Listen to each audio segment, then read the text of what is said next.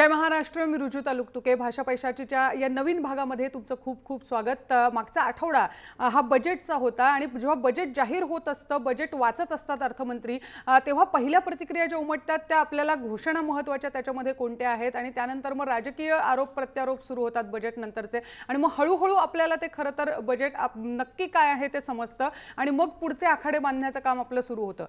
तेव्हा ह्या पहिली जी फेज आहे ती आता पार पडलेली आणि याच्यानंतर आपण खऱ्या अर्थाने बजेट समजून घेणार आहोत. आपल्यासाठी हे बजेट नेमकं काय घेऊन आलंय, म्हणजे सामान्य गुंतवणूकदारांसाठी हे समजून घेणार आहोत आणि त्यासाठी आज भाषा पैशाची मध्ये आपण दोन मान्यवर तज्ञ बोलवले आहेत जे आपल्याला समजावून सांगतील बजेट नेमकं काय आहे ते. फोन लाईनवर माफ करा, टीव्ही स्क्रीनवर आपला जो टोल फ्री क्रमांक आहे तो येतोय, त्यावर फोन करून तुम्ही सुद्धा तुमच्या शंका तज्ञांना विचारू शकता.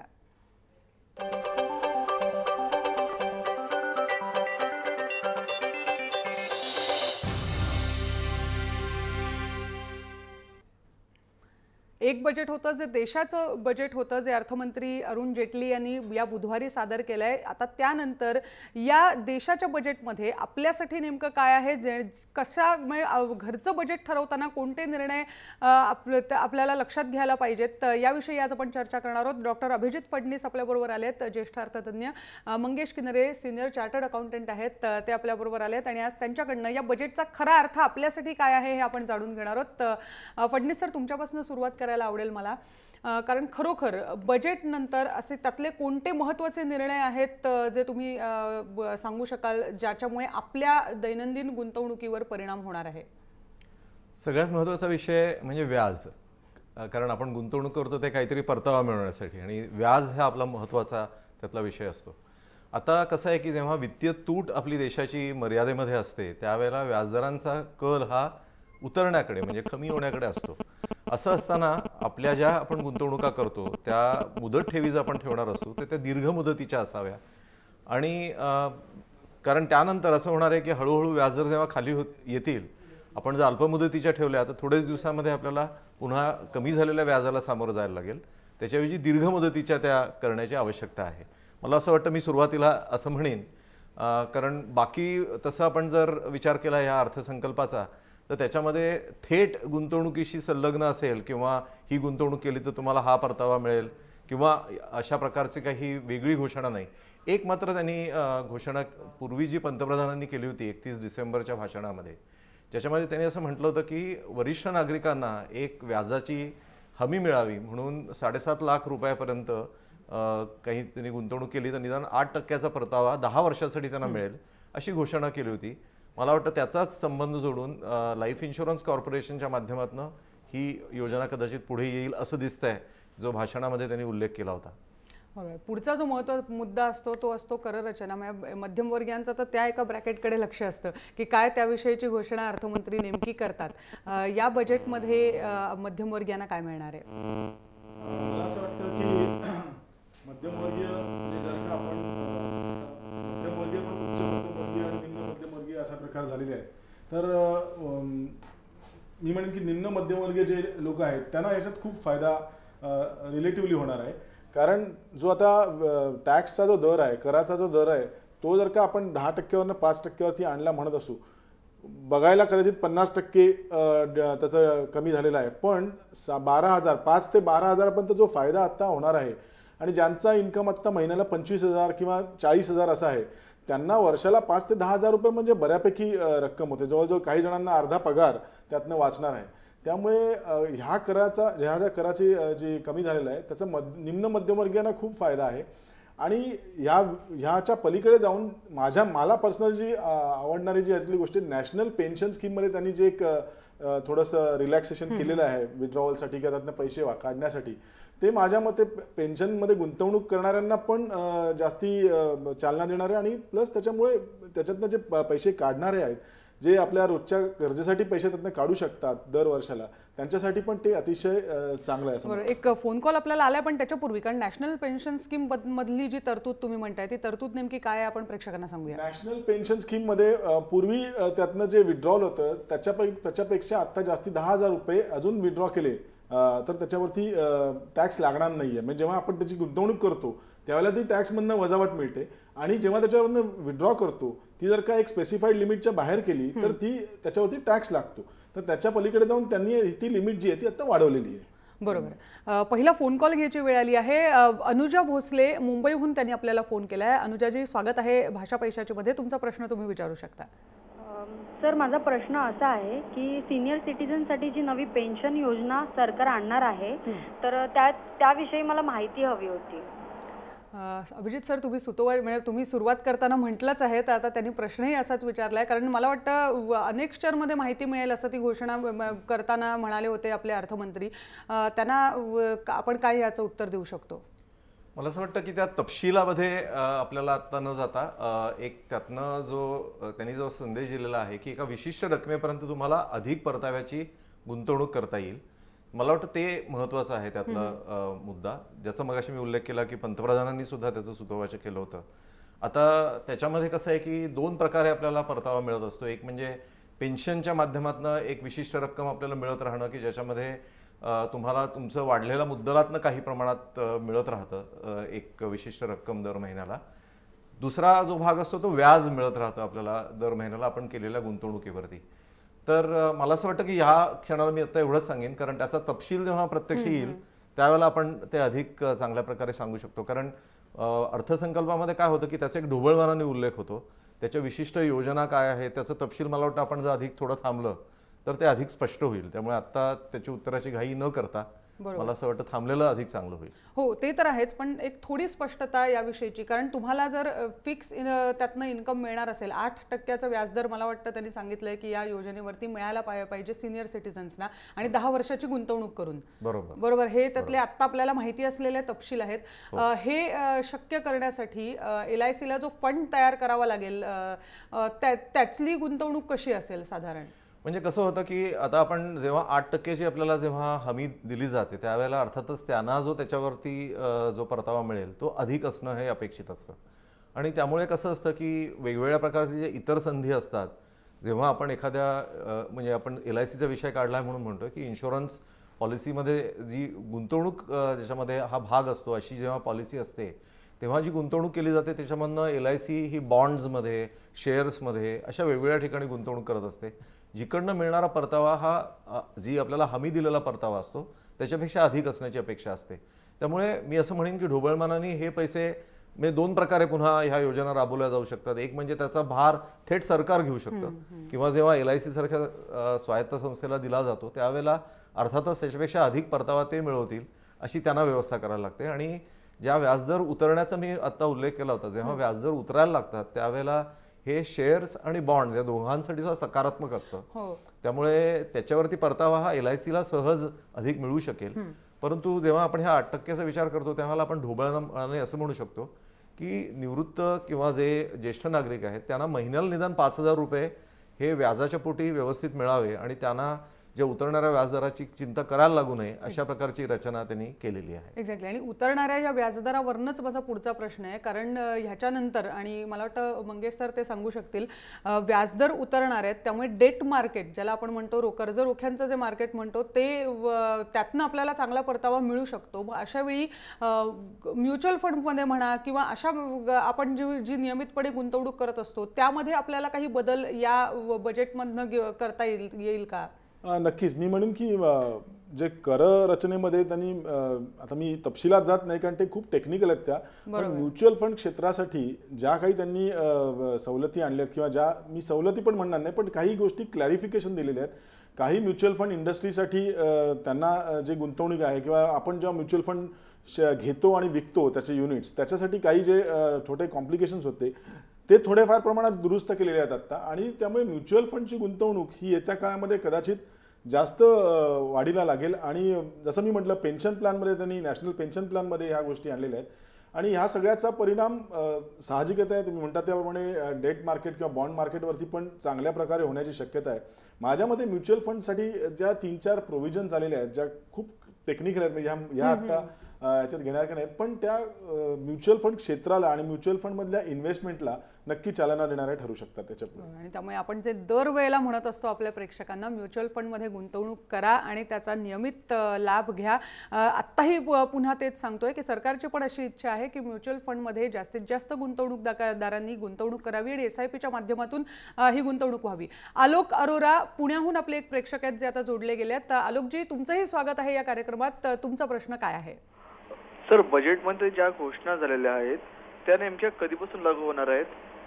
हा पण एक बेसिक आणि चांगला प्रश्न आहे. अभिजित सर, जेव्हा आपण हे अर्थसंकल्प जो असतो तो मुळात 2017-18चा असतो, काय ती नेमकी प्रोसिजर, काय ती नेमकी प्रक्रिया असते?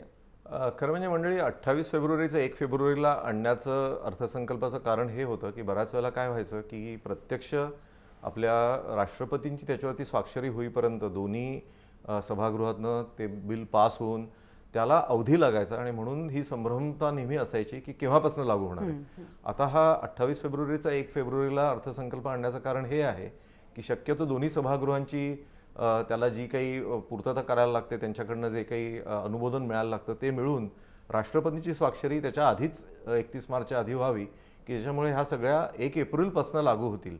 आणि त्यामुळे आपलं जे आर्थिक वर्ष आहे 1 एप्रिल त्याच्या आधीच ही सगळी प्रक्रिया पूर्ण व्हावी. आणि म्हणूनच ह्यावेळेला व्होट ऑन अकाउंट ज्याला म्हटलं जातं की काही प्रमाणामध्ये त्यांना एक खर्चाला अनुमोदन आधीच घ्यायला लागतं, तसं न होता याला संपूर्ण प्रक्रियाच मे महिन्याच्या मध्यावरती पूर्ण करायच्या ऐवजी 31 मार्चपर्यंतच पूर्ण करण्याचा सरकारने हा प्रयत्न केलेला आहे. म्हणून हे अर्थसंकल्प आधी आणलेला आहे. त्यामुळे अरोरा साहेबांचं उत्तर असं की 1 एप्रिलपासून ह्या सगळ्या गोष्टी लागू होतील. बरोबर, एक्झॅक्टली.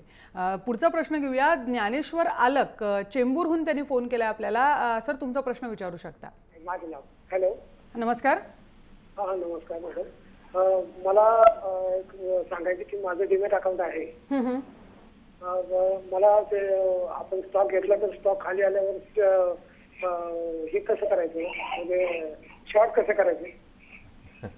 अच्छा, आत्ता हे खरं तर आपलं स्टॉक मार्केटवर बोलायचं हे व्यासपीठ आत्ताचं नाही आहे, पण त्यांनी घेतलेला स्टॉक खाली आल्यानंतर म्हणजे त्यांना शॉर्ट ही टेक्निक शिकायची आहे.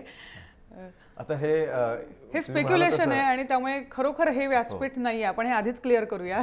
पण मी थोडक्यात सांगतो, कारण त्यांनी प्रश्न विचारला. बरोबर. शॉर्ट याचा अर्थ आपल्याकडे नसलेला माल विकणं, आपण त्याला शॉर्टिंग असं म्हटलं जातं.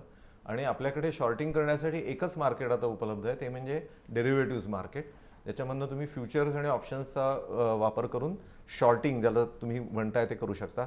त्याचा आणि डीमॅट अकाउंटचा थेट संबंध काही नाही, कारण डीमॅटमध्ये तुमचे शेअर्स असणं याचा अर्थ ते शेअर्स तुमच्याकडे आहेत आणि म्हणून तुम्ही ते विकताय, त्यावेळेला त्याला शॉर्टिंग असं म्हटलं जात नाही. शॉर्टिंग याचा अर्थ तुमच्याकडे नसलेली गोष्ट तुम्ही जेव्हा विकता आणि ते विकण्यासाठी तुम्हाला आता ज्याला कॅश मार्केट म्हटलं जातं की जिथे प्रत्यक्ष ज्यांच्याकडे शेअर्स आहेत तेही व्यवहार करत असतात, त्याच्याऐवजी जे डेरिव्हेटिव्ह मार्केट आहे जिथे तुम्ही नसलेली वस्तूसुद्धा विकण्याची तुम्हाला मुभा आहे फ्युचर्सच्या माध्यमातून, त्याचा तुम्ही लाभ घेऊ शकता. त्याच्यासाठी तुम्हाला डीमॅट अकाउंटसुद्धा असण्याची आवश्यकता नाही, असं एवढं मी आता सांगतो. हो, अगदी खरं आहे. नाही, त्यांचा प्रश्न आलाय त्यामुळे त्यांचं निरसन करण्याचा आपण जरूर प्रयत्न करू. शॉर्ट म्हणजे तुमच्याकडे नसलेले शेअर तुम्हाला आधी विकायचे आहेत आणि नंतर आहे त्या किमतीत तुम्हाला ते विकत पण घ्यावे लागतील. आणि जर तो शेअर तुमच्या नशिबाने खरंच पडला तर तुम्हाला फायदा होईल आणि जर वर गेला तर तोटा होईल. हे शॉर्टचा एक छोटासा कॉन्सेप्ट आहे. लक्ष्मीकांत जालनेकर दिल्लीहून फोन केलाय त्यांनी आपल्याला. लक्ष्मीकांतजी, तुमचा प्रश्न काय आहे? सर, मला हा प्रश्न विचारायचा आहे. माझं वार्षिक उत्पन्न 8 लाख रुपये आहे. मी दर महिन्याला गेल्या 2 वर्षापासून 5,000 रुपये पीपीएफ मध्ये टाकतोय आणि 2,000 रुपये मी ऍक्सिस इक्विटी मध्ये टाकतोय एटीसी साठी, लॉंग टर्म इक्विटी मध्ये. तर मी आता हे ऑप्शन इंटरचेंज करायला हवे, यात माझं काही म्हणजे मी लॉंग टर्म इक्विटी मध्ये आणखी का वाढवायला हवा टॅक्स बेनिफिट? बरोबर बरोबर, तुमचा प्रश्न लक्षात आला. मंगेश सर, मला वाटतं तुम्हालाही कळलं असेल. हो, मला असं वाटतं की तुम्हाला कर किती भरायचा याच्यावरती अवलंबून आहे. तुम्ही आता जे मला सांगताय त्यानुसार साधारणतः 80-85 हजार रुपये तुम्ही इन्व्हेस्टमेंट करताय आणि 8 लाख रुपये इन्कम आहे तुमचा. मी जर का बरोबर समजत असेल तर 8 लाखातनं 80 हजार वजा केल्यानंतर 7,20,000 उरतात आणि त्याच्यावरती तुम्हाला साधारणतः टॅक्स लागतोय. तर तुम्हाला जर का टॅक्स त्यातनं वाचवण्याची अजून इच्छा असेल किंवा अजून काही करायचं असेल किंवा तुमच्याकडे अजून काही टॅक्स सेव्हिंग अव्हेन्यूज नसतील तर म्हणजे ह्याच्यात ह्याच्यात बदल करावे की नाही हे आता प्रत्येकाच्या ज्याला म्हणतात ना इन्व्हेस्टमेंट करण्याच्या पद्धतीवरती अवलंबून आहे.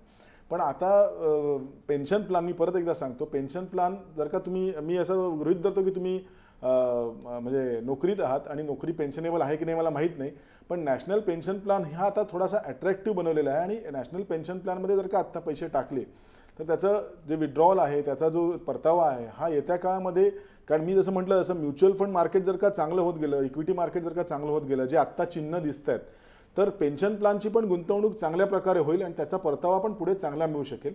तर तुम्ही कदाचित ॲडिशनली याच्या आहे त्याच्या व्यतिरिक्त समजा करायचं असेल, कारण आत्ता तुमचे 12,500 परत वाचलेले आहेत ह्या कर कमी झाल्यामुळे. त्यामुळे ह्याच्या व्यतिरिक्त आणि कर वाचवण्याची इच्छा असेल तुम्हाला तर हा एक चांगला ऑप्शन आहे, तो तुम्ही आता म्हणजे प्रयत्न करू शकता.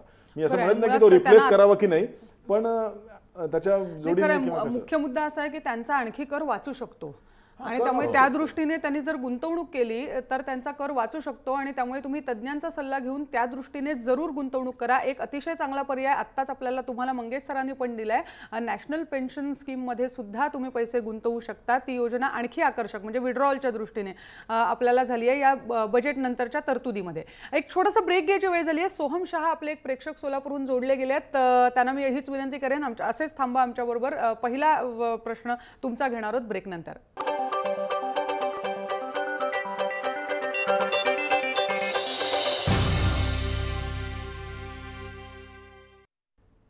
आणि ब्रेक नंतर भाषा पैशाची ज्या भागामध्ये तुमचं पुन्हा एकदा स्वागत. सोहम शहा सोलापूरहून ब्रेक पूर्वीच आपल्याशी जोडले गेले आहेत, लगेच त्यांच्याकडे जाऊया, त्यांचा प्रश्न जाणून घेऊया. सोहमजी, काय आहे तुमचा प्रश्न? हां, हॅलो, नमस्कार सर. नमस्कार. आत्ताच बजेट झालंय, तर बजेटनुसार मला पैसे गुंतवायचे, तर शेअर मार्केटमध्ये मला गुंतवायला मी इच्छुक आहे. तर तुम्ही कुठला शेअर मला सजेस्ट करू शकता का?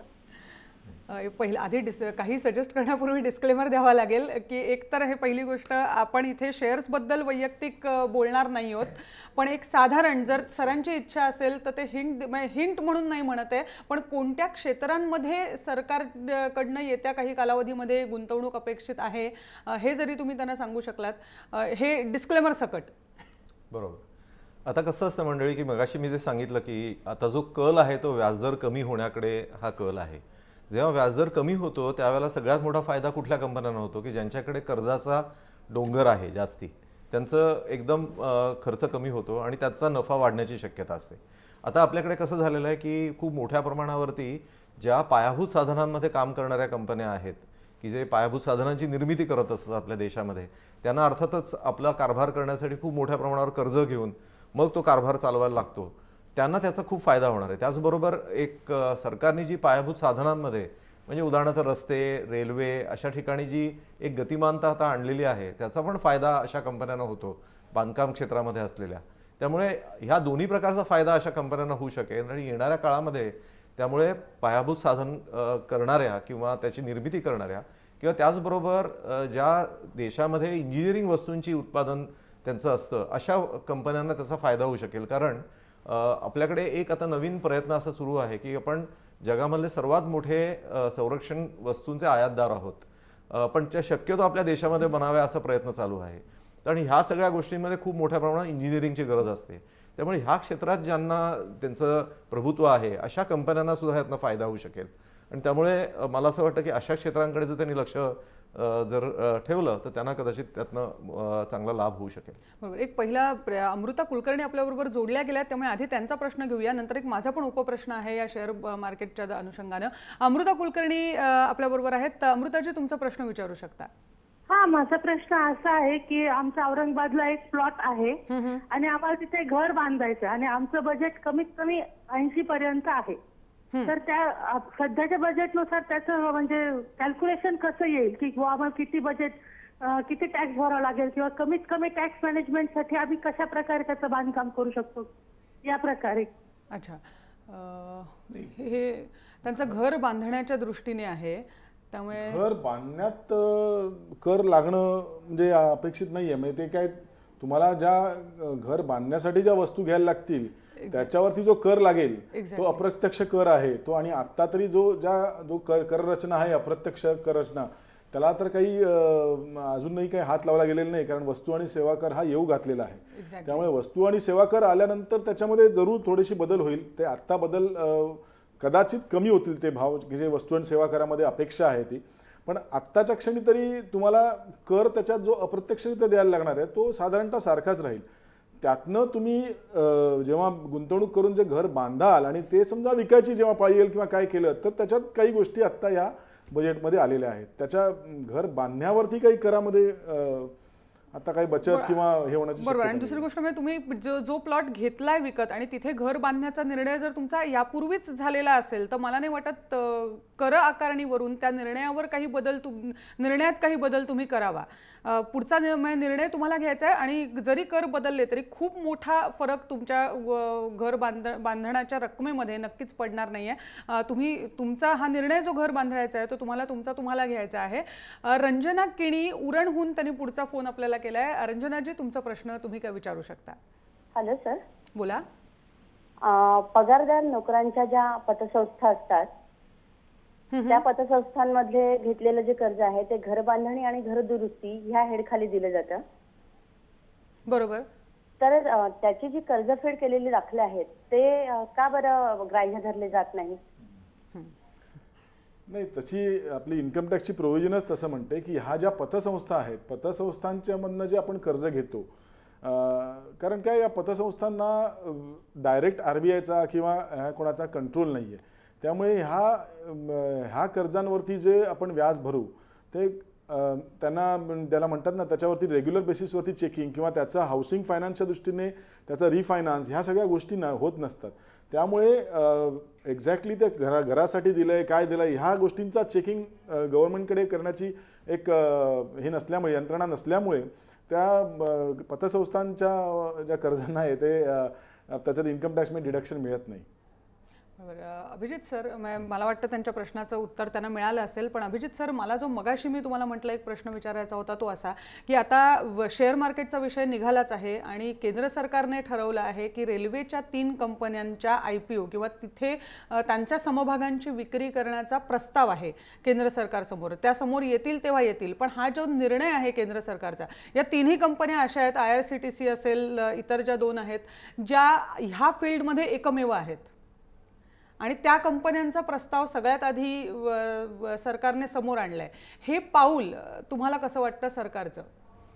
कसं आहे की सरकारने एक निर्णय अधोरेखित केलेला आहे. त्याचं खूप स्पष्टपणे जरी अर्थमंत्र्यांनी त्याच्यावर बोललं नसलं तरी सुद्धा अधिकाधिक सहभाग हा खाजगी भांडवलाचा असावा जिथे जिथे शक्य असेल असं सरकारचा प्रयत्न आहे. मग त्याच्यामध्ये ज्या गोष्टी रेल्वेच्या दृष्टीने म्हणजे जे दळणवळणाशी प्रत्यक्ष संबंध नाही परंतु त्याचा एक हातभार लागत असतो आणि ज्याच्यामधनं खूप मोठ्या प्रमाणावर एक तंत्रज्ञान रेल्वेकडे निर्माण झालेलं आहे. IRCTCचा जसं तुम्ही उल्लेख केलात की त्या तंत्रज्ञानातनं अनेक गोष्टी ते करू शकतात, केवळ रेल्वेचं तिकिटिंग नव्हे. तर अशा कंपन्यांना खूप चांगल्या प्रकारचं बाजारमूल्य मिळू शकतं आणि त्यातनं सरकारला काही प्रमाणामध्ये आपला जो त्याच्यामध्ये असलेला जो एकंदरीत समभाग आहेत त्याच्या विक्रीतनं भांडवल उभं करू शकतं सरकार. या दृष्टीने सरकारने हा निर्णय घेतलेला आहे. त्याचबरोबर त्यांनी असाही निर्णय घेतला आहे की आधी ह्या अर्थसंकल्पाच्या आधीच त्यांनी विशिष्ट ज्या सार्वजनिक समूहातले जे कंपन्या होत्या ह्याच्यामध्ये गुंतवणूक करणारे ETF सारखी माध्यमातून त्यांनी आणलेले होते. तशाच प्रकारचं पुन्हा ते आणतील असं दिसत आहे. त्यांनी त्याचा उल्लेखही केला आणि अधिक कंपन्यांचं भागभांडवल अशा माध्यमातून उभं केलं जाईल आणि त्यामुळे जसं मगाशी मी म्हटलं की सरकारला खाजगी क्षेत्रातली गुंतवणूक हवी आहे जिथे शक्य होईल आणि जिथे कारण नसताना सरकारचे पैसे अडकलेले आहेत ते त्यातनं मोकळे करण्याची पण त्यांची इच्छा आहे. त्यामुळे येणाऱ्या काळामध्ये सार्वजनिक क्षेत्रातल्या कंपन्यांमध्ये गुंतवणूक करायला अनेक संधी गुंतवणूकदारांना मिळतील. आता एक फक्त जाताना एक पासिंग रिमार्क, कारण आपली वेळ संपली आहे कार्यक्रमाची. आपण थांबणार आहोत इथेच, नवीन फोन कॉल घेणार नाही आहोत. आधी अभिजित सर आणि मग मंगेश सर, या बजेटला सर्वसामान्यांचं बजेट तुम्ही म्हणाल का? मला असं वाटतं की ज्या काही मर्यादा एकंदरीत सरकारवरती होत्या आणि जे काही जगामध्ये आता ज्या घडामोडी होत आहेत त्या सगळ्याचा जर विचार केला तर काही प्रमाणामध्ये सरकारचे हात हे बांधलेले होते.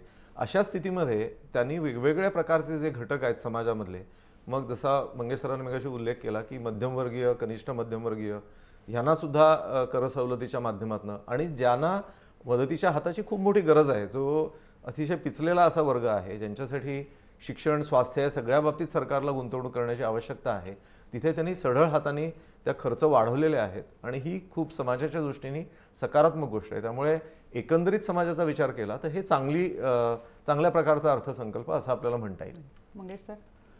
नाही, मला असं वाटतं की अर्थसंकल्पाकडे बघताना ना, हा साहजिक आहे की सामान्य माणूस त्या दृष्टीने बघतो, पण नुसतीच कर आणि त्यात पण इन्कम टॅक्स डायरेक्ट जेव्हा आयकर आहे त्या दृष्टीने बघण्यापेक्षा त्याचं जे उद्देश आहे, एकंदरीत आयकराच्या पण इतक्या प्रोव्हिजन्स आहेत, खरं म्हणजे इतके त्यात चेंजेस झालेले आहेत, पण सामान्यांना डायरेक्ट त्याला काही त्याचा संबंध येईल अशा कुठच्याही एक दोन चार सोडल्या तर नाही आहेत. पण आज जर का तुम्ही एक्सप्लेनेटरी स्टेटमेंट जे येतं बजेटच्या बरोबर ते बघितलं तर त्याच्यामध्ये मी तरी पहिल्यांदाच बघतोय की त्याचे उद्देशासकट त्यांनी ज्या सुधारणा आहेत त्या दिलेल्या आहेत आणि ते उद्देश जर का आपण नजरेला घातले, उदाहरणार्थ कॅशलेस इकॉनॉमी आणणं, त्या दृष्टीने त्यांनी इन्कम टॅक्समध्ये अनेक बदल केलेले आहेत की ज्याचा सामान्यांना कदाचित डायरेक्ट परिणाम आत्ता भासणार नाही, पण पुढे मागे आपल्या देशाच्या दृष्टीने, देशाचे जे त्याला रिसोर्स मोबिलायझेशन म्हणतो त्या दृष्टीने खूप चांगला परिणाम होण्याची शक्यता आहे. काही गोष्टी ज्या ईज ऑफ डुईंग बिझनेससाठी ज्या काही इन्कम टॅक्सच्या दृष्टीने काही गोष्टी आणलेल्या आहेत त्याचा आपल्याला परिणाम चांगल्या दृष्टीने बघायला मिळेल. त्यामुळे नुसत्या आपल्याला करामध्ये जी आपली सवलत किंवा आपल्या करात जे आपली कमी होणार आहे, आणि खरं सांगायचं तर जसं अभिजितजीने सांगितल्याप्रमाणे आत्ता करांमध्ये कमी आणणं किंवा जास्ती करणं सरकारला करता येण्यासारखं नव्हतं, कारण दोन गोष्टी होत्या, इलेक्शन येऊ घातलेले आहेत काही राज्यांमध्ये आणि प्लस त्याच्या व्यतिरिक्त वस्तू सेवा कर येऊ घातलेला आहे. त्याचा परिणाम आत्ता काय होईल त्याचं एक्झॅक्ट आत्ता विवरण झालेलं नाही आहे. त्यामुळे आत्ता कर रचनेमध्ये फार मोठा जरी बदल नसला आला तरी पण एकंदरीत ती ज्याची जी वाटचाल आहे, जी वाटचाल अधोरेखित केली गेलेली आहे या बजेटची, ते गृहीत धरताना ते बघताना हे बजेट माझ्या मते चांगल्या वाटचालीकडे घेऊन जाणारं बजेट नक्कीच आहे. खूप खूप धन्यवाद. आज तुम्ही कार्यक्रमात सहभागी झालात आणि प्रेक्षकांच्या प्रश्नांना उत्तरं दिलीत, मार्गदर्शन केलं, याबद्दल. वेळ आपला इथेच संपलाय, त्यामुळे आज भाषा पैशाची मध्ये इथेच थांबतोय. तुमचे प्रश्न थांबवू नका, ते बघितल्यावरच आम्हाला दिशा मिळत असते. तुम्हाला कोणत्या उत्तरं जाणून घ्यायची आहेत ती पुढच्या शनिवारी 3:30 वाजता तुमच्या प्रश्नांच्या उत्तरासाठी जरूर पहा भाषा पैशाची. आज इथेच थांबतोय. तुम्ही पाहत रहा जय महाराष्ट्र.